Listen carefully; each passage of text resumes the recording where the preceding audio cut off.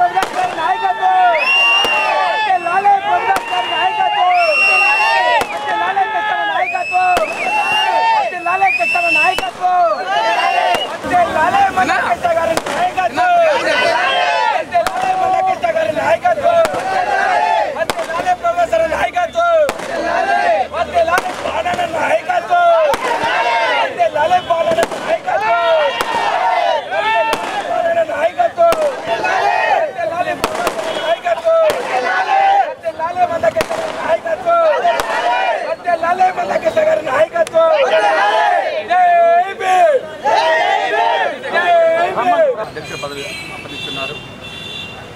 నేను గత 17 సంవత్సరాల నుంచి ఉద్యమంలో ఎక్కువ పాత్ర వహించే ఉన్నాను. ఏ రోజు నేను ఏ పార్టీకి ఎలాంటి అవకతవకలు లేకుండా చేస్తున్నాను.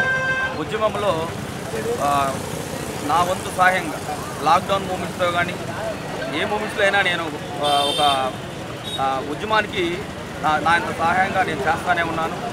కృష్ణ మాదిగ ఆధ్వర్యంలో నాకు యాక్టివ్ పర్సన్ అని చెప్పేసి స్టేట్ కమిటీ ద్వారా నాకు ఒక కమిటీ వేసి నాకు టౌన్ అధ్యక్షుడిగా ఇవ్వడం జరిగింది. ఈ అధ్యక్షతన మా అందరినీ ఎంఆర్పీఎస్ యూత్ని మొత్తాన్ని మొబిలైజ్ చేయడం జరిగింది. ఈరోజు టౌన్లో ఒక ర్యాలీగా నిర్వహించుకొని జగజ్జీవన్ రావు బొమ్మ కానీ అంబేద్కర్ బొమ్మకి దండలేసి మరియు కేక్ కట్ చేయడం కూడా జరుగుతుంది. ఎన్ని ఆకంఠాలు ఎదుర్కొని ఈ స్థాయిలోకి మేము వచ్చి ఉన్నాము. ఏదైనా మా ఉద్యమంలో ఆ కూటమికి ఇష్టాన్ని సపోర్ట్ చేస్తున్నాడు. ఇక్కడ కూడా మేము అనుగుణంగానే ఆయన మాట మీదనే మేము పోతాము. ఎలాంటి డిస్కషన్ సొంత డిసిషన్లు ఏమి తీసుకోము.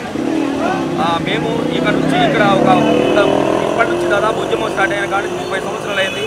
ఇక్కడ ఎంఆర్పీఎస్ సంబంధించిన పార్టీ ఆఫీస్ అనేది ఎటువంటి పరిస్థితి ఎంతోమంది నాయకులు వచ్చి ఉన్నారు. ఉద్యమంలో పార్టీ ఆఫీస్ కూడా లేదు.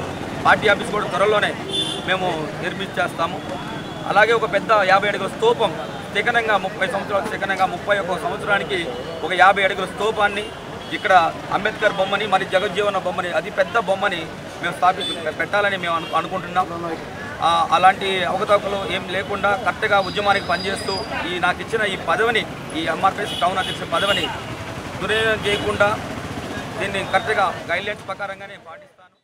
దండార ఉద్యమం 30 సంవత్సరాల చరిత్ర తీసుకుంటే దండార ఉద్యమంలో లాఠీ చార్జీలు, అరెస్టులు, ఆత్మహత్యలు, హత్యలు, దాడులు, ఎంతోమంది దీనికోసం ప్రాణాలు తెగించి ఊరులే ఈ ఉద్యమానికి సహకరించి ఎంతో ముందుకు నడిపించి మొట్టమొదట ఈ ఉద్యమాన్ని ఇంత ఉధృతంగా నడపడానికి ఏ ఉద్యమానికైనా గొప్ప నాయకుడు కావాలి, నిర్ణయాలు తీసుకునే నాయకుడు కావాలి, నిజాయితీ కలిగిన నాయకుడు కావాలి, నిబద్ధతతో నడిచే నాయకుడు కావాలి.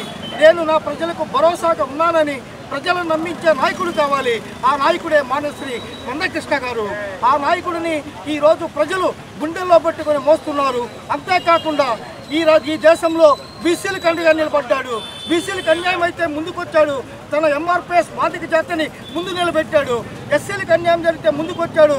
తన ఎస్సీలకు అన్యాయం జరిగిన చోట, మాల సమాజానికి అన్యాయం జరిగిన చోట మాల సమాజం అధికారులు కానీ మంత్రులను కానీ వాళ్ళ మీద దాడి చేసిన తర్వాత కపర్దార్ మేమంతా ఒకటే, ఒక వర్గీకరణ ఫలాలు పంచుకుంటాం మేము అన్నదమ్ములు అనేటువంటి చెప్పినటువంటి గొప్ప వ్యక్తి.